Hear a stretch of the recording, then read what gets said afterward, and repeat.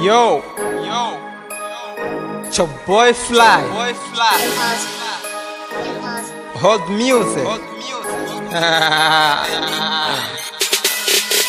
Pra todos os niggas que dizem não faço rap on, mas niggas eu voltei e agora estou com fome. Pra todos os niggas que dizem não faço rap on, mas niggas eu voltei e agora estou com fome. Rappers in the building, next best rapper já chegou. Já eu não tô a brincar, amarrei meu média week ago. Tô reconhecimento, onde é que tá meu player? Demorou. Tu dizes que tem papas na língua, esquece, já esfriou. Eu não tenho cabelo big, mas eu te digo que eu sou Sansão. Pra me destruir, maniga, só com uma carreca. Eu não discuto com cão, eu nem com dono do cão. Se eu sei a maior forma de convencer um burro é dar razão. Chorado, meu nigga class, no problem. Conexão, meu burro não tem educação. Tira toda a concentração. Sou fedelho, eu não sou conselho, mas eu te aconselho. Com mais velho, smoke não traz nenhuma inspiração. Pra todos os niggas que dizem não faço rap on, mas niggas eu voltei e agora estou com fome. Pra todos os niggas que dizem não faço rap on, mas niggas eu voltei e agora estou com fome. Yeah, deixa dar rapidinhas que acaba a minha parte. Dinheiro não tem boca, mas não sei como ele fala. Se suruma fosse música, eu seria um surumudo. Tu dizes que mamar, não é só limpar meu paper, viu?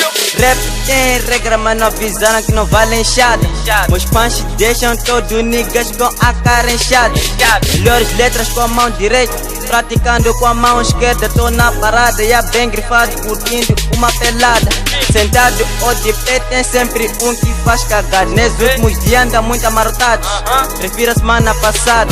O SAP é no 10º andar, elevador não vale nem Rio Tinto, só subir pelas escadas. Yo, é pra vocês verem bem quando um gajo entra nesse tipo de cena. Ainda tô à espera de muita cena, ok. It's your boy Fly, nigga.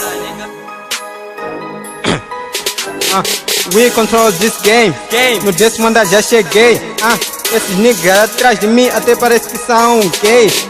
Essas vossas meninas que andam com esses cotinhas, dizem que eu não bato bem, da rede fica de cinquentinhas.